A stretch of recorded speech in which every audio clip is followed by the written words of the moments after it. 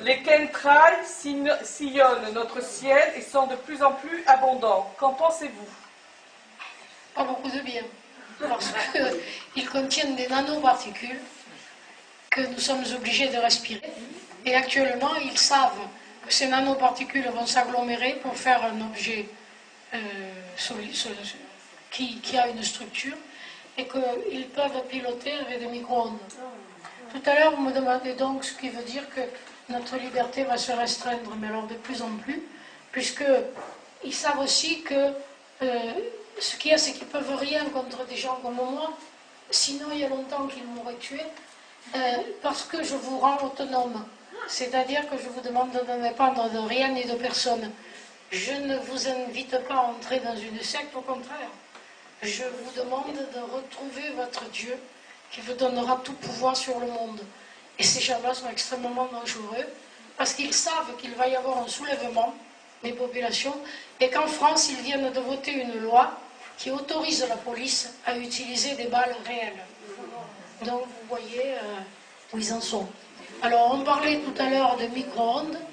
Les micro-ondes permettent donc de vous piloter, c'est-à-dire de vous faire croire que vous pensez quelque chose alors que ce n'est pas du tout vous qui pensez cette chose-là. C'est pour ça qu'il faut faire attention actuellement à...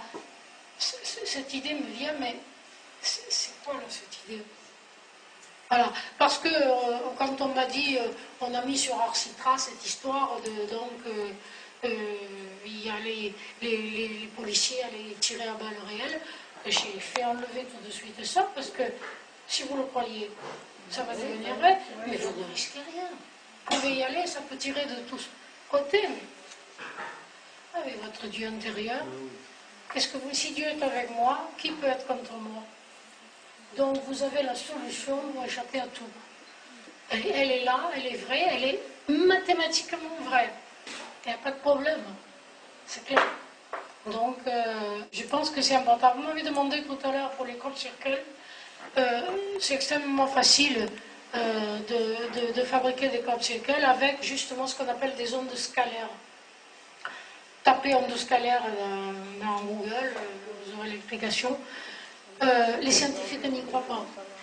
Et évidemment, évidemment. Alors, ils n'y croient pas parce que ce sont des ondes qui n'ont aucune énergie. Ce qui veut dire que si on dirige sur vous une onde scalaire, elle va vous traverser comme une motte de beurre. Alors on ne sait pas trop à quoi ça sert une onde. Bon. Et je vous rappellerai que ces ondes scalaires sont à la surface de la peau. Ce sont des ondes stationnaires et donc qui n'ont pas d'énergie. Par contre, sortant perpendiculairement, il y a l'information.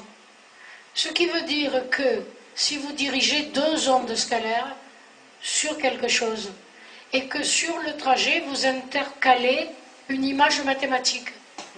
Et que vous prenez quelque chose de vivant, comme un champ de blé, un champ de céréales, etc. Lorsque vous allez envoyer cette onde scalaire, vous allez envoyer l'information. Or, l'information est obligée de prendre forme. Elle ne peut pas faire autrement. D'extra sur DT, de Pinel. Vous allez créer l'image dans le champ. Mais vous n'allez rien casser parce que c'est de l'information.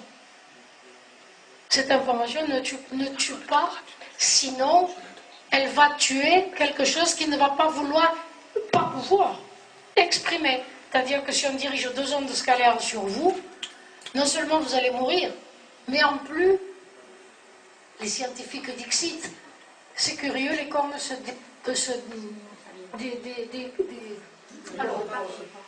les cornes ne pourrissent pas. Pourquoi?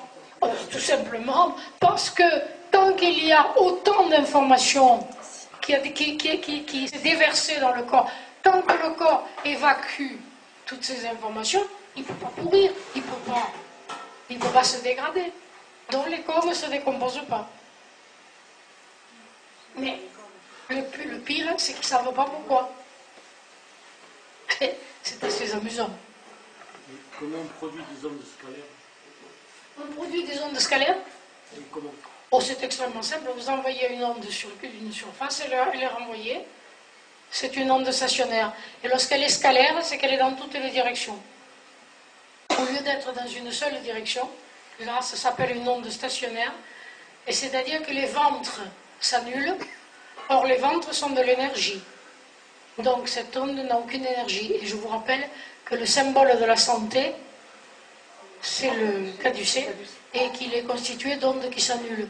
Mais nous sommes tombés tellement bas maintenant qu'on met un seul serpent. On n'a rien compris. Autrement dit, seule l'information est disponible en médecine. Autrement dit, seul le changement de conscience. Et Étienne Guillet, professeur de biologie moléculaire à Orsay, a démontré et a dit que pour guérir, il faut changer de niveau de conscience. Ce qui veut dire qu'il faut dépasser la cassette qu'on a enregistrée comme un stress parce qu'on n'a pas su la gérer. Nous retombons, hein, c'est toujours le Ouroboros, le serpent qui se mord la queue, on revient toujours aux mêmes choses pour montrer que bon, ben, c'est incontournable tout ça. Donc vous voulez guérir, changer de conscience, vous voulez guérir, changer d'information, mais ne touchez pas au corps physique, et surtout pas avec des hormones de synthèse que le corps ne reconnaît pas. Maintenant, je le répète, si vous avez confiance dans votre médecin, allez-y, hein, mais ça s'arrête là. Hein. Si vous doutez de lui, et s'il est pessimiste, fuyez-le parce qu'il vous tuera, ça c'est clair.